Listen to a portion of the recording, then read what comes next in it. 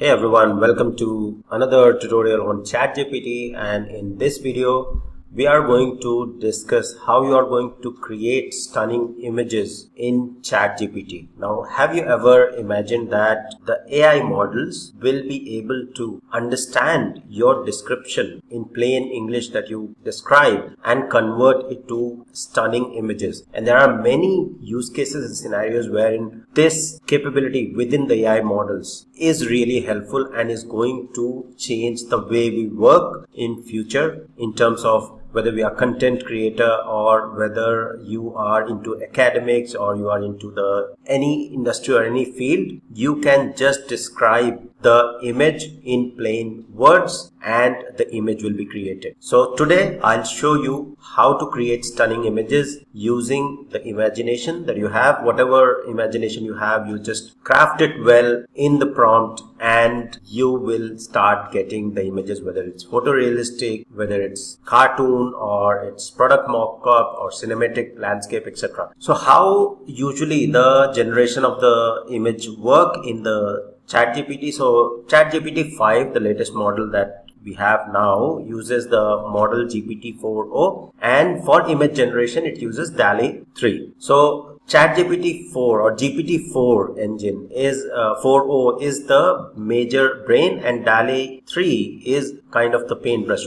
If you want to have the correlation or understand the correlation, GPT-4o is kind of brain, so which understands your description of the image that you describe in plain English, and then DALL-E 3 is the paintbrush, which then sketches or based on your description, it creates those images pixel by pixel. So that's the basic correlation between GPT-4o and DALL-E 3 in terms of creating the images. So now what or how you can go ahead and create the image. So if you go to ChatGPT, and we have been using this to ask any detail here. Now if you click on the plus sign here, you have the option to create image completely separate.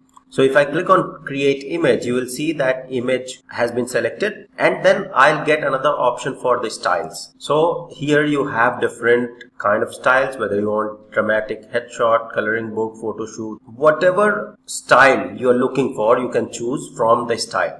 If you don't choose any style, still it will go ahead and create. Now you have to make sure that you follow the prompt structure or the key structure when you are describing the image. So first thing is the subject. In the image, subject is very important. What you want to see, whether you want to draw a cat or dog or you want to draw some flow chart. So subject is important. Then the next thing is the style. Right, and style you can choose from here itself. You can either describe the style in the command itself, in the prompt itself. So whether you want a photorealistic, whether you want a cartoon, whether you want sketch, you describe the style. Then next thing is the details. So when we say details, what colors you want to take. You want bright colors, what sort of background you want to take, what sort of lighting. So that description is important. And the actions. So what exactly is happening with the image. So these are four key details that if you describe into the prompt, you will get really good images being generated. And real use cases of these images which you create, I'll discuss in just a few moments. Let's go ahead and create some images. Okay, so now if I say how you can create good images, right? So if I take an analogy of say any dish or any cake, say for example, if I'll say draw a cake, so that is very generic term. So subject, I have provided cake. I want to draw a cake, but then I haven't provided the style, I haven't provided any details, I haven't provided any action. So the description or the prompt becomes really important in any large language model to get better outcome, whether it's the text, whether it's image, whether it's research. Okay, so now let me show you. I'll say draw a cake. Okay, let me just send this prompt and see what exactly it draws. So because I am on a free version, it might take a little while, and image generation takes a little while anyway. So you'll see this image got generated because the prompt is highly generic. I mean, I'm surprised it has just drawn a very plain cake because I have asked a generic prompt. Now imagine or just correlate the AI, these large language models, with a cake shop. Now when you go to a cake shop, you just don't ask give me a cake. You specify, I want a cake of this many kilograms, this flavor, with happy birthday message or happy anniversary message, and whatever customizations you are looking for. So same thing needs to be followed. The real life analogy needs to be followed in the ChatGPT prompts or any other prompts or any other tools that you might be using, any other large language model you might be using, but the prompt will, these concepts will remain same, whether it's ChatGPT, whether it's Microsoft Copilot or any other model. Okay, so now the better prompt to generate the image or specific custom image would be create a realistic image of a strawberry cake and happy birthday message.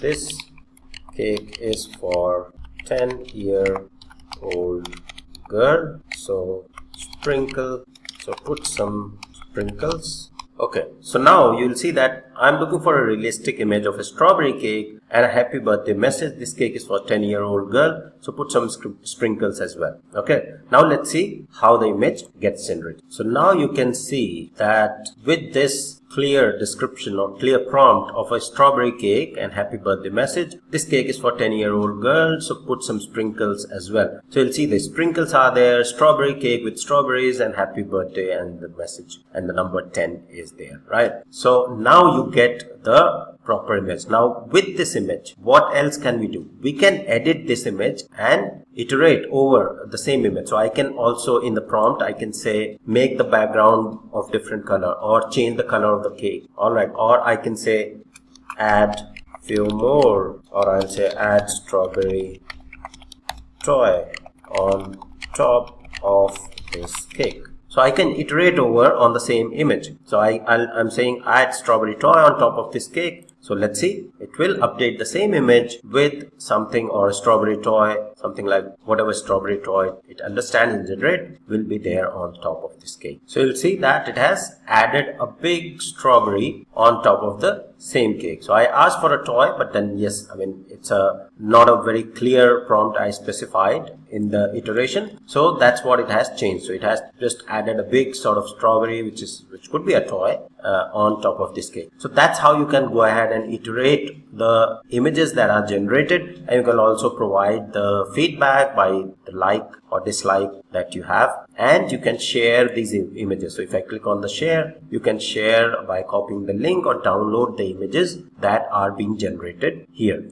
Now, what is the real use case of the image generation in the real scenarios? So if you are a student or in the university or teacher, very useful, because you can create the visual aid, the images of the chapters that you are trying to explain to your students, or as a learner, you can get the visuals and ask the ChatGPT to create the visuals so you can understand easily. For the content creator, for example, for me as a trainer, I use it to create the thumbnails, YouTube thumbnails, or any other social media images that I might be posting on other social media, for example, LinkedIn, Facebook, or any other place. Wherever I need, I get help from ChatGPT and image generation from ChatGPT. Then in the real projects, for example, you are into the testing, software development, into the agile project management, you can describe the image idea, or say for example you want to create the flow chart, you can describe that and you can get images created for those scenarios, rather than spending too much time on the image tool and visual tool to create those images. And the styles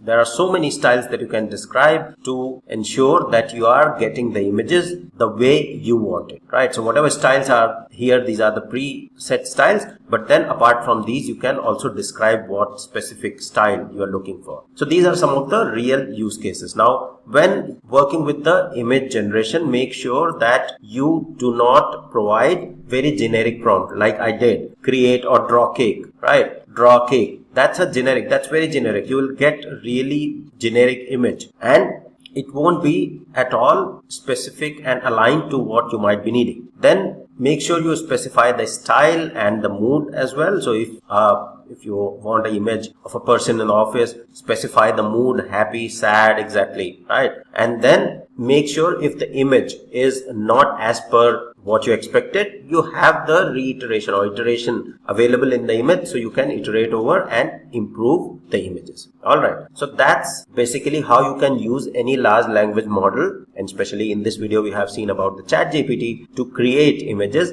and how the image creation is really changing the way we work and expediting our work, whether we are into the industry, into job, into education, as a content creator, as a trainer. It's helpful everywhere. So that's all for this video. Thank you. I'll see you in the next video with another great topic on ChatGPT.